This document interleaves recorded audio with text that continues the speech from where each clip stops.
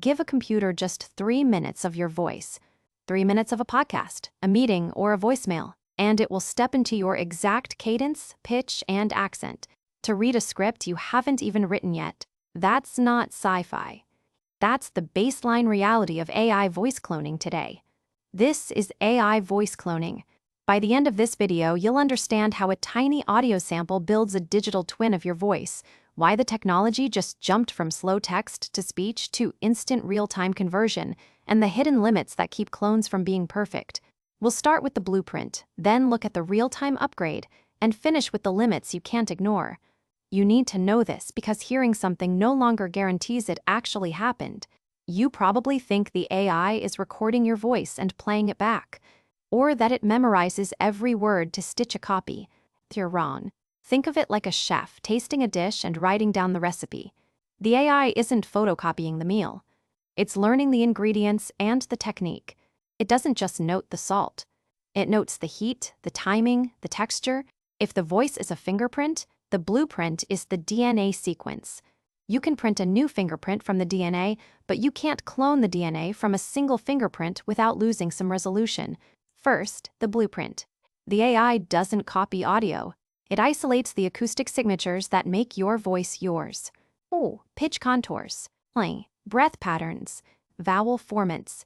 It maps those features onto a mathematical blueprint of your vocal tract. It stores that blueprint, not your raw voice files, which is why it can generate new speech from scratch. It's learning the rules of your speech, not the speech itself. But building the blueprint is only half the battle.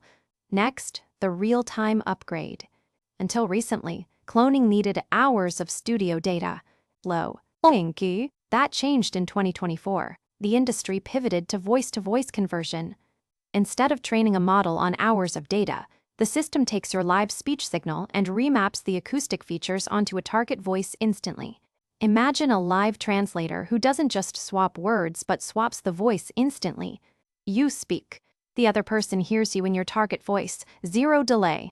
This slashes training time to minutes. It powers everything from instant dubbing to the vocal cords of AI agents. It even allows accessibility tools for people who've lost their voice.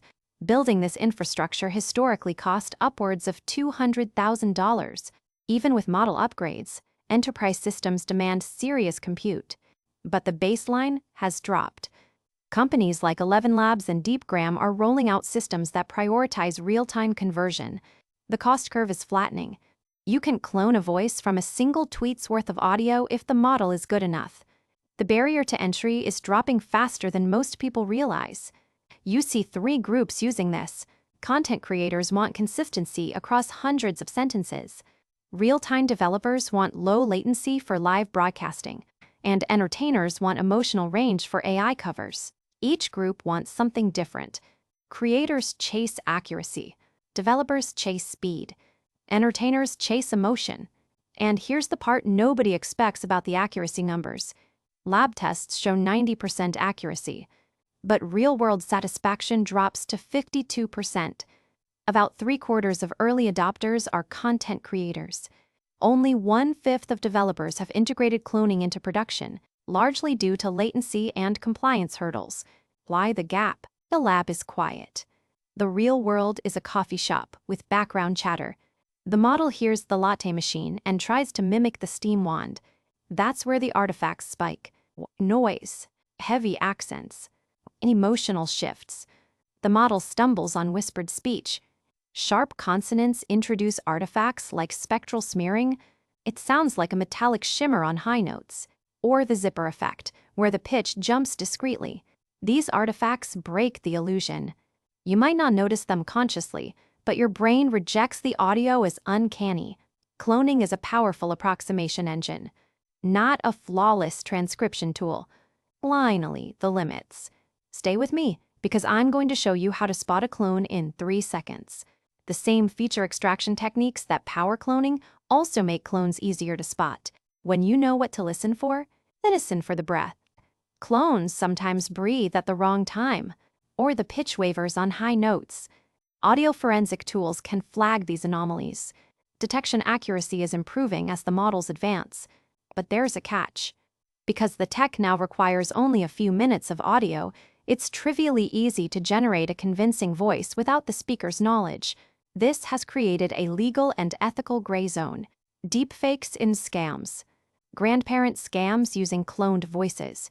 This isn't theoretical, it's happening now. A scammer calls your mom. She hears your voice begging for money. She sends it. This is why consent and watermarking aren't just niceties. They're security requirements. Most reputable services now require explicit consent verification, watermarking, or API-level usage tracking. But enforcement varies. The industry is moving toward cryptographic provenance and mandatory disclosure. Wow! So let's recap. Feature extraction builds the blueprint of your voice instead of copying audio. Voice-to-voice conversion powers the real-time upgrade in minutes. Real-world limits like noise, accents, and artifacts keep clones from being perfect. You aren't listening to a recording. You're hearing a highly refined statistical prediction trained on a blueprint. Hearing is no longer believing. Verify the source. User allergy. Ask for a second channel of confirmation.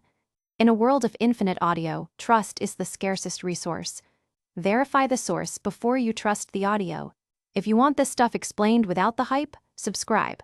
That's what we do here, daily. That's the full picture. If this made it click, tap subscribe. There's a new AI explainer here every day, and tap the video on screen to keep going. See you in the next one.